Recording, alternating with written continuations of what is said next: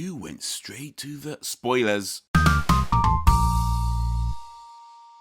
Welcome to the channel, I'm Hayes, I talk movies all day, so subscribe right now if you want to be entertained. And today, I want to talk about Star Wars Episode 8, The Last Jedi. The film that was supposed to prove that bringing Star Wars back after all these years wasn't just about milking the fans, and that they are actually developing a worthwhile story. So now, I'm going to go through the movie, point out all the reasons I can find as to why it's trash, and then at the end, drop a few final thoughts. So the movie starts off with making you read. Seriously, how are these movies so long and they don't even act out the whole script? Anyway, it says that Leia Organa and the rebel scum are certain that Luke Skywalker would return and restore a spark of hope. But why?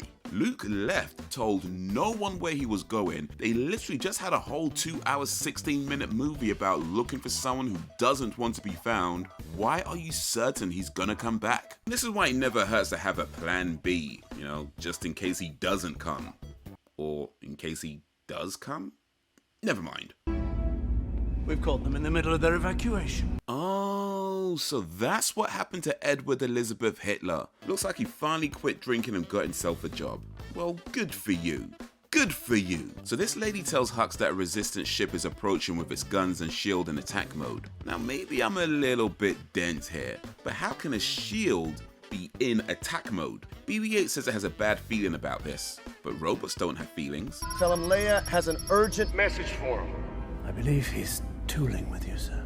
So it makes sense for Poe to be tooling with Hux. What doesn't make sense is Hux falling for it. How did he go from no-nonsense general to a bumbling bitch? Like, what's changed from The Force Awakens to The Last Jedi? I mean, apart from the writers and the director. So Poe's weapons were down and it took BB-8 about 1 minute and 35 seconds to get them back online. And in that time, not a single TIE fighter was able to take him out. The First Order are not a threat. Also, Leia told Poe to not attack the Dreadnought and come back. Poe disobeys the order and had a whole army of rebel bombers ready to assist him. So who's really in charge here? Why doesn't Leia tell the bombers to come back and leave Poe on his own? Their deaths are on her hands. From the time Paige was supposed to drop the bombs to the time she actually drops the bombs is at least 1 minute and 10 seconds. Probably longer because she was knocked out for a bit. There's no way those bombs still hit their target. Also, when Paige climbs up to get the bomb control thingy, surely she knows how long her own arms are. So why not climb an extra 1 or 2 steps? Also, when Paige falls and starts kicking the ladder so that the bomb control thingy can drop. Now, I ain't no astropythologist or whatever,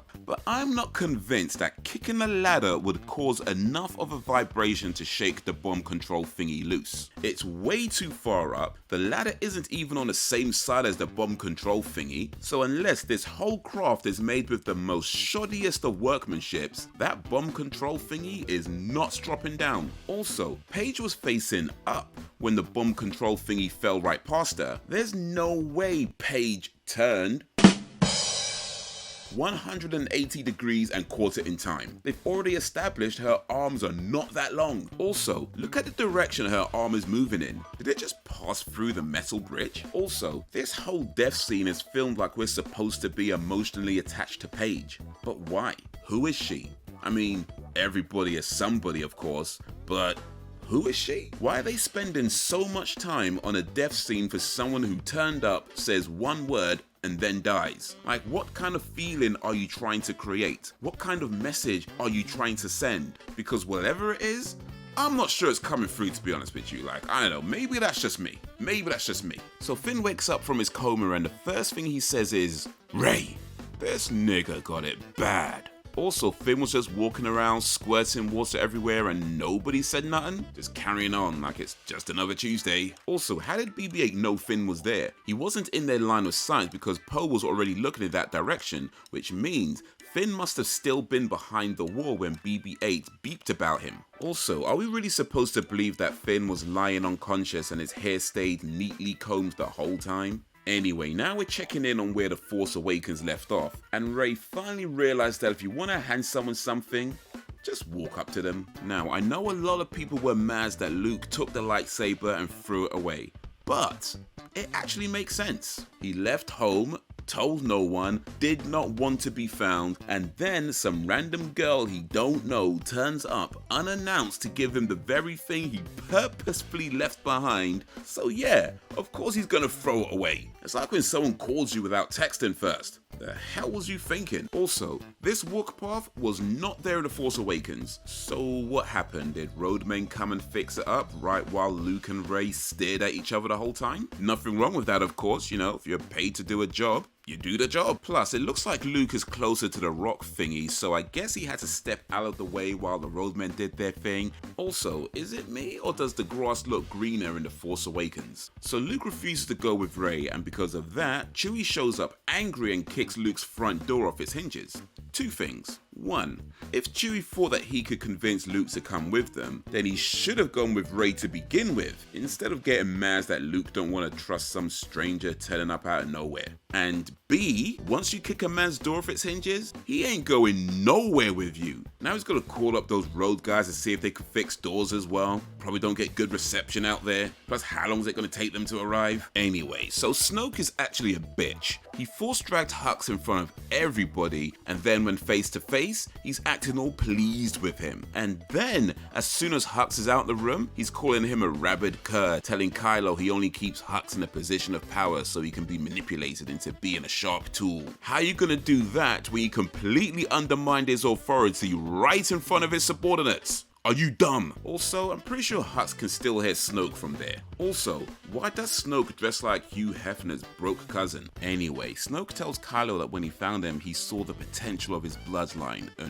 new Vader, which lets me know that Snoke did not watch the previous movies, because if he did, he'd know that Vader went back to the good guys, and if Snoke saw that come in, then he should have left Kylo where he was, or better yet, use him as much as possible for exactly one movie, 1 hour, 44 minutes and 38 seconds, and then have him killed. That's what he should have done. You know what? I think it might have actually been 2 real life years in between movies. I mean, I think that's enough time for one cut to heal and another cut to appear almost identical, but a little more to the right. Anyway, Snoke is chastising Kylo for failing to kill Rey, a girl who had never held a lightsaber. But this just further proves how much of a bitch Snoke is, because Snoke trained Kylo, which means Snoke failed as a teacher but is too much of a bitch to admit that. Now, of course, Snoke is the bad guy, so why would he admit that, right? But instead of gaslighting Kylo, he could have just said, bruv, man's gonna have to send you back to Sith school, innit? Anyway, the performance review meeting ends with Snoke telling Kylo he's not Vader, he's just a child in a mask, which is pretty much how Vader started out, so this is some mixed messaging. To be fair though, Kylo is a big kid in a mask. I mean, how many times is this guy gonna throw a temper tantrum? This guy trying to compete with Veruca Salt? It's funny though, because the next scene is Rey telling Luke that there's no light left in Kylo and he's only getting stronger.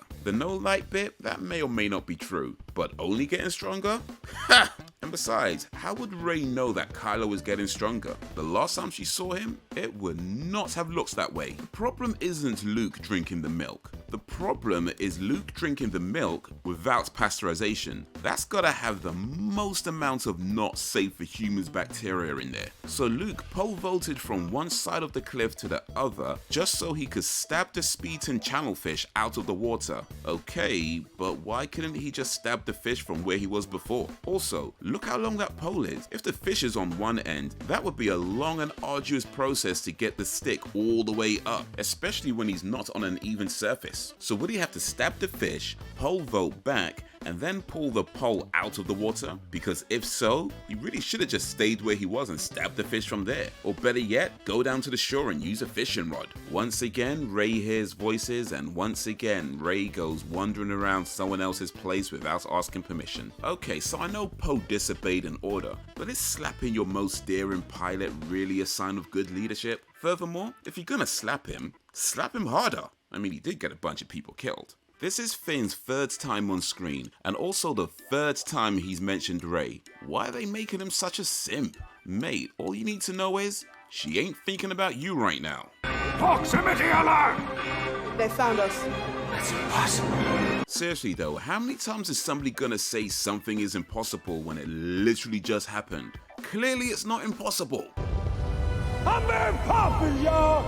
So we've known Leia is Force sensitive ever since Return of the Jedi, but Leia was in space for nearly 2 minutes without a spacesuit, plus she was right in the explosion of the ship. Force sensitive or not, Leia died in this scene. I'm assuming Luke don't eat the porks. Maybe he tried when he got there, but they made him feel bad about it too. So how come Luke still eats the Speeds and Channelfish and steals milk from the Thala Siren? They have feelings too. Anyway, Luke stands over Rey and watches her sleep. Also, I'd say Luke is kind of an arsehole for not offering Rey one of the huts to sleep in, but they don't look like they provide much insulation. Like, this dude must be just wet and cold all year round. Wait, so Admiral Akbar died in that explosion? You're telling me that this beloved character since 1983 with one of the most quoted lines in all of Star Wars doesn't even get an in-focus death scene? But some girl that just turned up gets a long drawn out emotional hero's death when she isn't even a hero, technically a traitor and a war criminal? Nah, they got this backwards. So since Leia has taken a nap and Akbar is dead, the chain of commands to take her place is clear.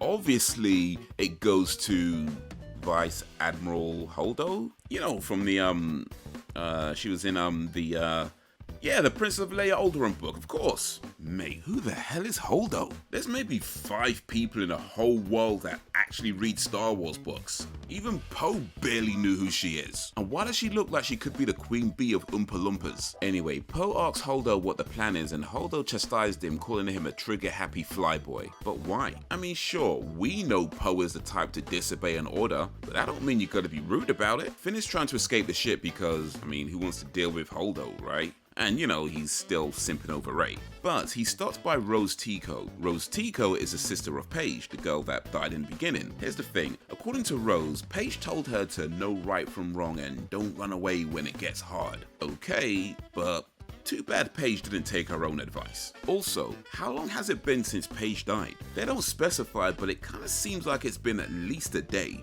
But the way Rose is crying, you'd think she literally just got the news. So either time moves quicker on Arc 2, where Luke and Rey are, or nobody thought they should tell Rose her sister died on the actual day she died. The plan that Rose and Finn come up with is a decent enough plan, but the way they come up with it is kinda weird. Finn was only there so he could prevent Rey from coming back to the ship because he believed the ship to be doomed. Rose was there to stop people from running away. Neither of them actually state that they want to take down the First Order, but they both just start talking as if there's this plan that was already laid out and now they're finishing each other's sentences. So we already know Poe is the most daring pilot and has no issue with going against authority. We already know Finn would do anything if he thought it would get Rey to notice him in the Twitch chat. But Rose? All we know about Rose is that she spends her days behind pipes and isn't that good at talking with Resistance heroes. Now I ain't saying that means she can't be the badass loose cannon breaking the rules to save the day type. Just saying, can you give us something a little more to go on other than being the sister of someone we know even less about? So Finn says that no one can sneak past the First Order's defense without getting noticed, and then it's implied that Poe thinks of calling Maz Kanata. But when did Poe meet Maz Kanata?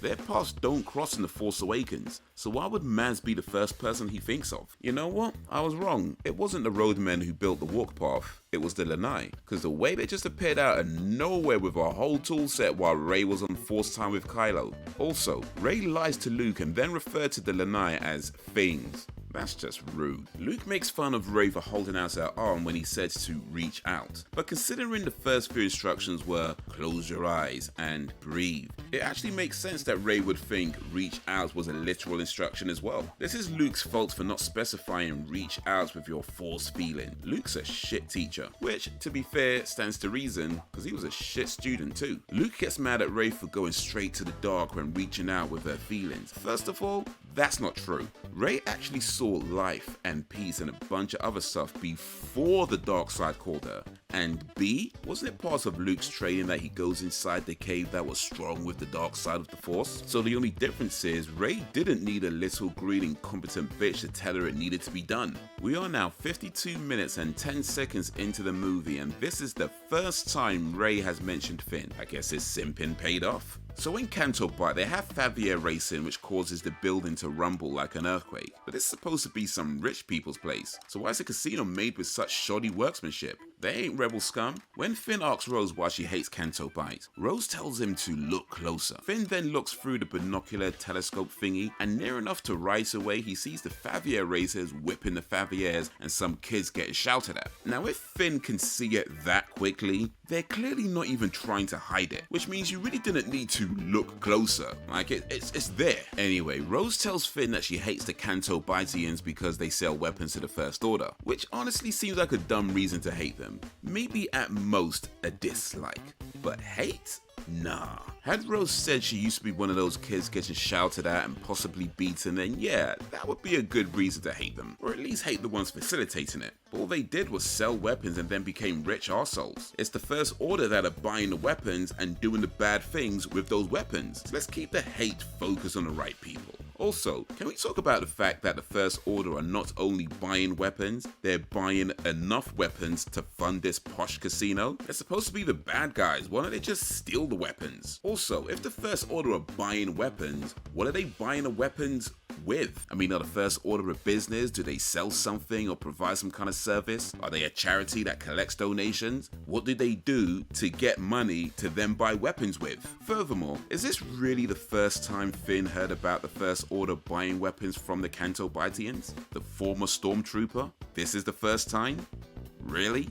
I mean, I ain't saying it's impossible, but really? So right before they get arrested, Finn and Rose do find the Master Codebreaker with the red plum bloom on his lapel, just like Maz Kanata said. But how did Maz Kanata know he was gonna be there wearing the red plum bloom? I mean, yeah, he probably hangs out there a lot, but specifically, how did Maz Kanata know he was gonna be there when Finn and Rose arrive and be wearing the red plum bloom? He could have gone somewhere else on that day, or decided to wear something else on his lapel, if anything at all. So either this guy doesn't ever go home and wears the exact same thing all the time, or Maz Kanata was able to communicate with him to make sure he was going to be there wearing the red plum bloom. And if she was able to do that, why not just arrange a meeting? During training, Rey nearly killed 2 of the Lanai and showed no remorse towards them. Just put the lightsaber away as if they didn't already see it was you. Anyway, Luke tells Rey that the legacy of the Jedi is failure. That's what I've been saying! Rey tells Luke that he didn't fail Kylo. Kylo failed him. First of all, you weren't there. And B, that makes no damn sense. Luke was the teacher, Luke was the one responsible, and he literally just said that in his hubris he thought he could train Kylo. Now granted, I had to look up what hubris means, but he's basically saying that at the time he was too arrogant to recognize he wasn't what Kylo needed. So yeah, Luke failed Kylo. But big up Luke for being able to admit that. Now I get why Finn and Rose would be reluctant to trust some hobo-looking prisoner claiming he could break into Snoke's boudoir, but there was no need to be rude about it. And besides, haven't they learnt by now that nothing is as it seems? I mean, that was literally the whole point of that previous scene. So we're supposed to just believe that BB-8 took out 3 guards and tied them up, all by itself, even though it doesn't have fingers or hands. Plus, none of them are unconscious, so did 2 of them just stand there and watch while BB-8 did this? Also, Finn and Rose escaped through the underfloor tunnels. First of all, why are the trapdoors to the underfloor tunnels left unlocked?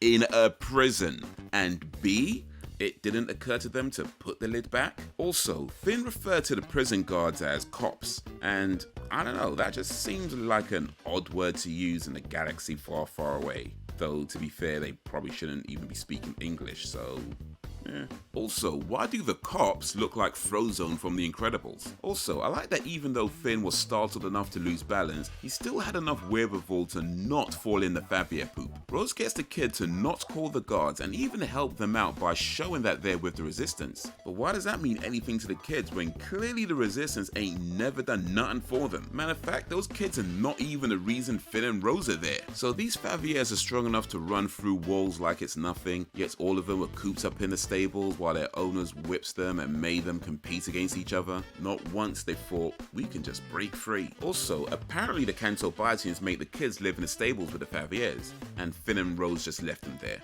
After all that, they didn't think maybe they should take the kids with them. And why does DJ's voice sound like it's on a loudspeaker? It isn't. Why did you hate your father? Do you have something, a cowl or something you can put on? So since Rey and Kylo are communicating through Force time, why does it matter which direction Rey is facing? She should have seen he had no shirt on right away. Anyway, Rey is telling Kylo about a time when she was wandering around the place, probably without permission, and ended up in a hall of mirrors where there's a whole bunch of Reys copying her every move. However, when Rey Prime snaps her fingers, she's looking at her hand and then turns her face forward. But Rey Copy was just facing forward when snapping her fingers. $300 million movie and they can't even get basic continuity right. Speaking of continuity, when Rey knocks down Luke and takes another swing at him, Luke uses the Force to get a stick to defend himself. But in the time it took that stick to reach Luke, Rey would have already hit him. And Luke was knocked down. So you're telling me that Luke was able to get up, force pull a stick towards him, and get that stick into a defensive position, all while Rey was still swinging? Nah, Luke died in this scene, or at least got a severe concussion. Either that or Rey is slow. Also, this whole fight didn't need to happen. Luke could have just force pushed her away. So Luke and Kylo gave slightly different accounts of what happened, but what they both agree on is that Luke wanted to kill Kylo and never apologized for it. Alright, so what are the rules on Force Ghosts? Can they all affect things in the physical world, or is that just Yoda? In any case, wouldn't that mean that all they need to do is send Yoda to Force Lightning the First Order and be done with it? Yoda tells Luke the greatest gift is failure. Well, he would know. Also, why is Force Ghost Yoda struggling to move?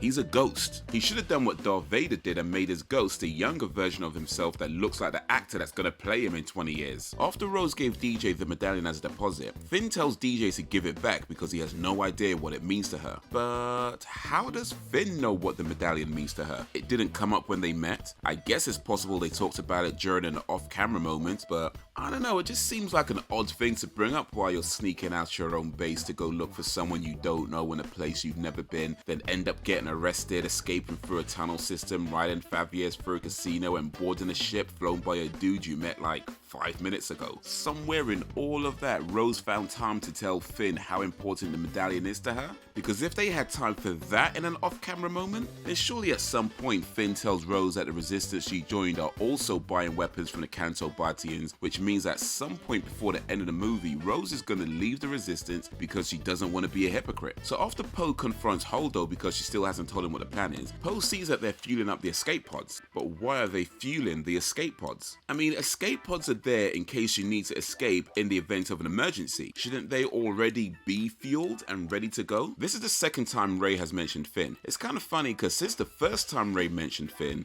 Finn hasn't mentioned her at all. In fact, he was kind of simping over Rose with the whole medallion thing. So I guess Finn has finally moved on and Rey is starting to wonder if she plays just a little bit too hard to get. Well, it really do be like that sometimes. Rey was able to launch her pod and fly straight to the First Order space base with no issues, but I swear they've always needed clearance codes for any incoming craft, so why wasn't the pods just shot down? Matter of fact, right after that, DJ says he's cloaking their approach so they could be off their radar. Now I guess to be fair, Kylo could have force sensed it was Rey and gave the instruction to let her through, but if Kylo can force sense Rey, then surely regardless of the radar cloaking, he should still be able to force sense DJ, Finn and Rose, since the cloaking only affects radar and not, the Force. Also, DJ is not actually pressing anything. Those are physical keys, not touch keys. When Poe is telling Holdo about Finn and Rose, Holdo responds with, so a stormtrooper and a who now are doing what? The stormtrooper, I'm gonna assume is Finn, even though he's not a stormtrooper anymore and hasn't been for a while, further signs of poor leadership on Holdo's part. But the who now? Is that Rose? Because according to Star Wars Wikipedia, when Rose and Paige joins the Resistance, they were welcomed by Akbar and Holdo, and now it seems Holdo doesn't even know who she is. So, either Star Wars Wikipedia made a mistake, or this is another sign of Holdo's poor leadership. Like, seriously, how was this woman the obvious replacement? Anyway, after Poe told Holdo about Finn and Rose, Holdo was gonna leave them behind to lead in Poe to stage a mutiny. Thing is, as Poe was walking away, he told his co-conspirators, if they move, stun them, which pretty much lets Holdo know right off the bat they ain't gonna kill her. Also, if they're not gonna kill her, why not just stun them anyway? Save a whole lot of hassle. And how are they staging a mutiny and everyone else in the background is just business as usual. Like, how many times do mutinies get staged? Finn, Rose and DJ dress up as First Order folks to sneak through the ship. They disguise BB-8s by emptying a bin and putting it over it. Now to the audience, BB-8 looks like it could be an Imperial droid, but surely people who actually work there would spot an upside down bin. They did not make it to the tracker room. DJ gave the medallion back to Rose, but did he always intend on giving it back to Rose? Or was that because he now also knows what it means to her? Anyway, I could let it slide the fact that Rose just so happened to have a Haitian smelt medallion, which just so happened to be the best conductor for shortening access points, but it also just so happened to be the right shape and the right size to link the nodes.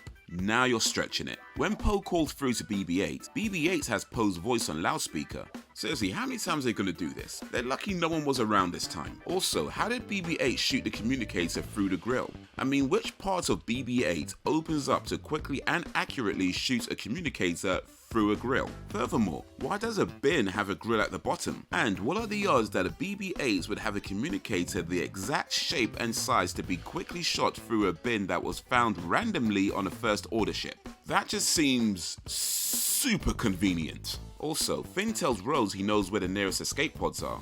But do you though?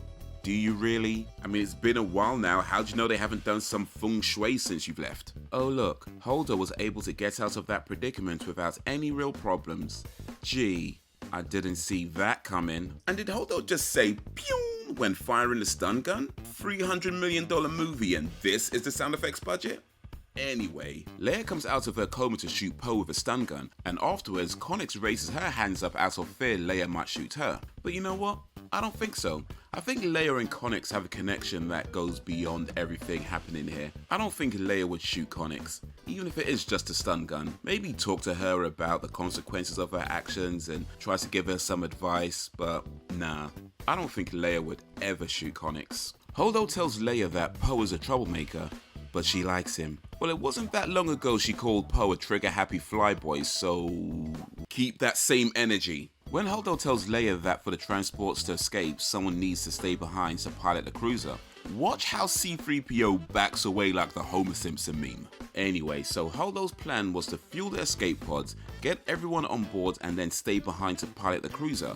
Okay, so why couldn't she just tell Poe that? Or at the very least let him know that they do actually have a plan of escape. They could have avoided Finn and Rose going rogue and the mutiny had she just let him know what's going on. Matter of fact, Holdo told Poe that she's dealt with plenty of trigger-happy flyboys just like him. So if that's the case, then she would have known that by not telling him the plan, he was going to go do something impulsive. This is 100% on Holdo and her poor leadership. So it turns out it was Snoke all along who connected Rey and Kylo through Force-time mind magic.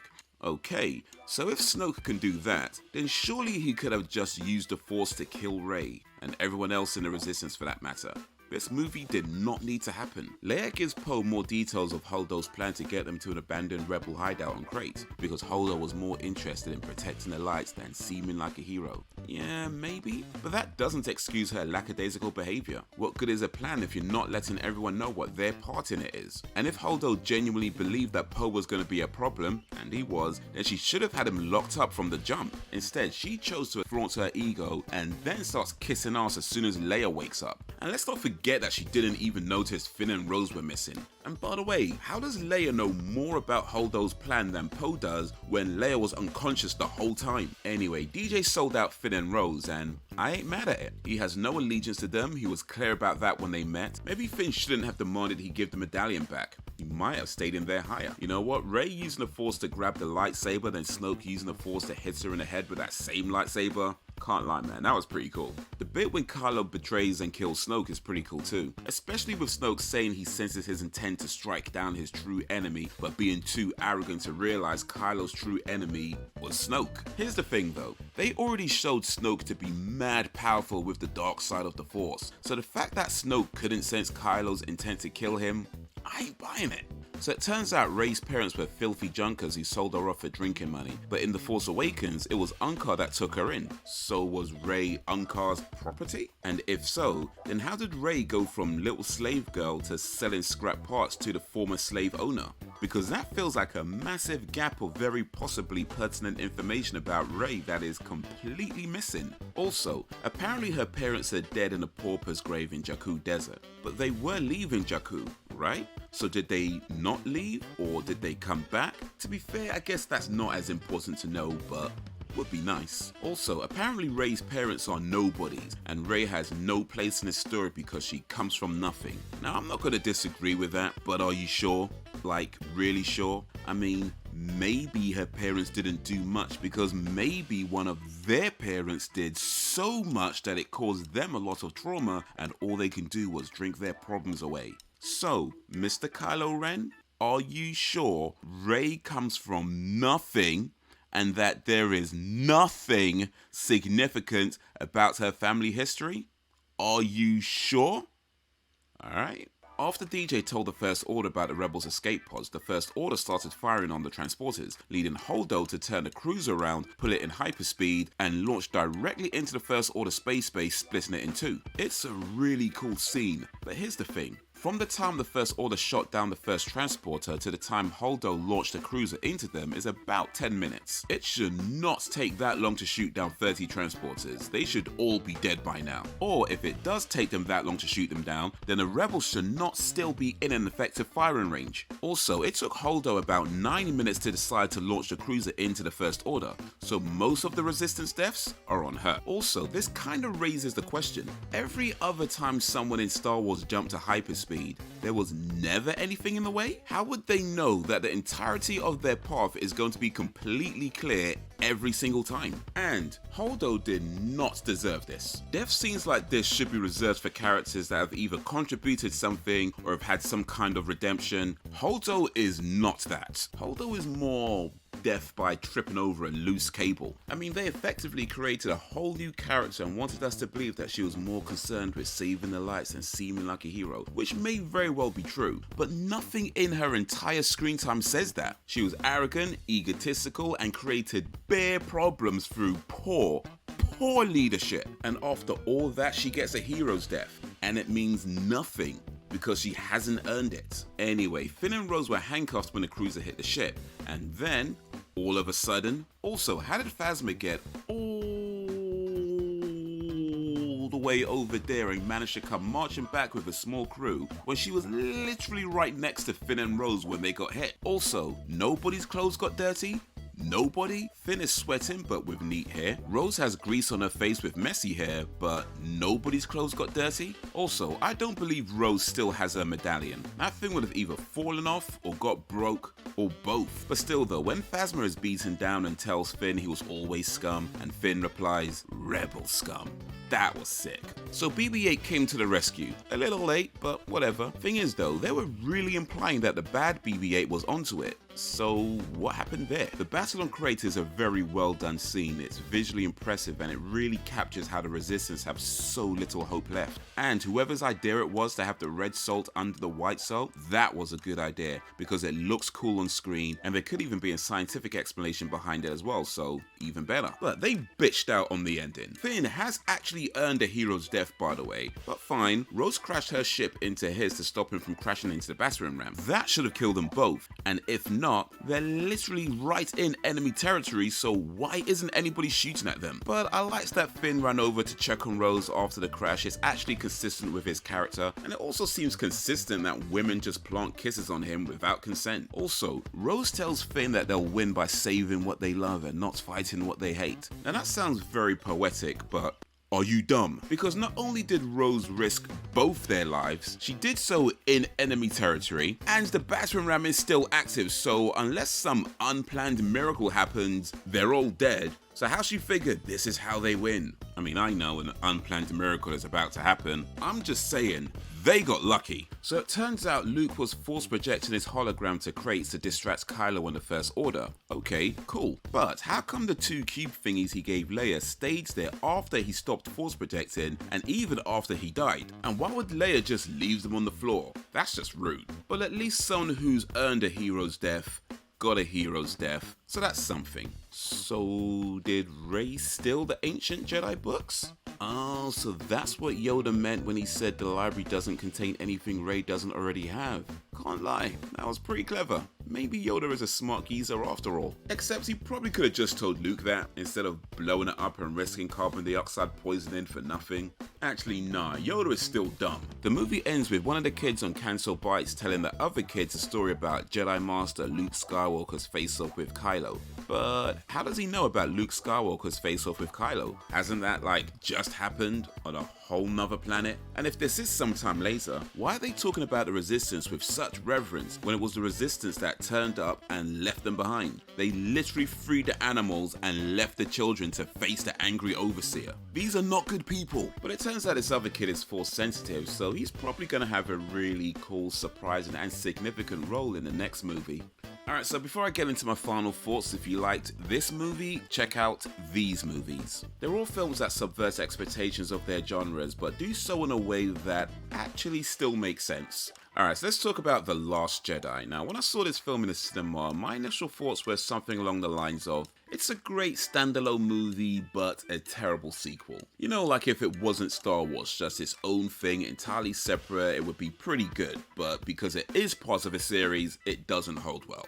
Now, years later, after seeing it a few more times without the hype of a new Star Wars film, I'd say my opinion is pretty much the same. Except, I ain't too sure it would even make a good standalone movie. The Last Jedi clearly wanted to do its own thing and surprise audiences by taking key points that were built up in The Force Awakens and literally just throwing them over their shoulder. Although, to be fair, Luke throwing the lightsaber over his shoulder is one of the few parts that worked for me. But here's the thing, doing your own thing is fine, subverting expectations is fine, but in this case it was done so much it felt almost unrecognizable to what it was supposed to be, which is a Star Wars sequel. Now let me be clear, it's never my place to tell creators how to create, and of course they're well within their creative rights to make any kind of movie they want, regardless of what we've come to understand about Star Wars films. However, as this is the film they put out, in my opinion, for whatever that's worth, if anything at all, The Last Jedi feels like it's not just doing its own thing, but also trying to be a completely different film.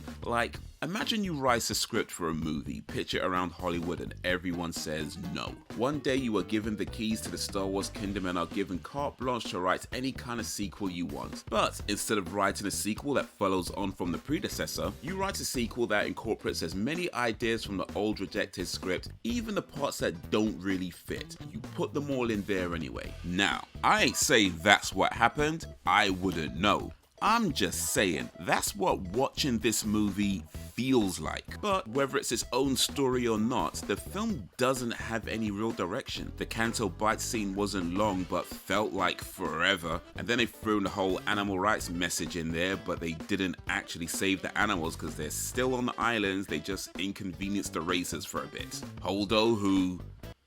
You know what, I've already said enough about Holdo. Let me just say, it tries to take shortcuts to make the audience feel attached to certain characters, but it just feels awkward. Rey, whose character was pretty underdeveloped in the first movie, really didn't get much more in this. Matter of fact, they might have even gone backwards with the whole, you're nothing, you come from nothing scene. Because now it's like, is there any real point in Rey being here? Because part of this is Rey discovering who she is, and if she really is coming from nothing, then what's she gonna do now? Go home and be a family man or something? And I've not forgotten about General Hux. Like, how did he go from no-nonsense feared general to bumbling buffoon and butt of the jokes? Make it make sense. The standout character of this film for me is Finn. He had his own character development arc while remaining consistent to who he is. His face-off with Phasma meant something because of their history. And even after watching this a few times, I'm still conflicted as to whether they should have killed him off or not. On one hand, had he died in that way, it would have been a massive elevation to his character as a hero, but on the other hand,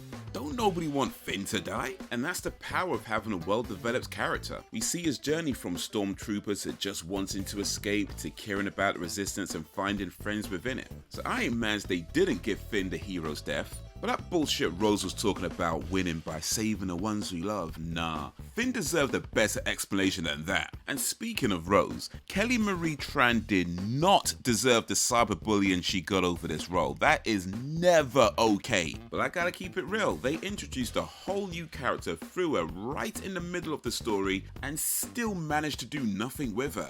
Well, you know, apart from freeing the Faviers and preventing Finn from blowing up the battering ram, putting everybody at risk, but what was the point of all of that? But in the end, I think this is a film that was so focused on trying to be different that it forgot to actually be good. And maybe, just maybe, if this was its own thing separate from a galaxy far, far away, it would be a much better movie experience. Or maybe there are really good reasons why some scripts get rejected. Just saying. I guess we'll never know. But that's what I think of Star Wars Episode 8's The Last Jedi. What do you think of Star Wars Episode 8's The Last Jedi? Let me know down below, and while you're there, be sure to like, subscribe, and drop a suggestion if you don't mind.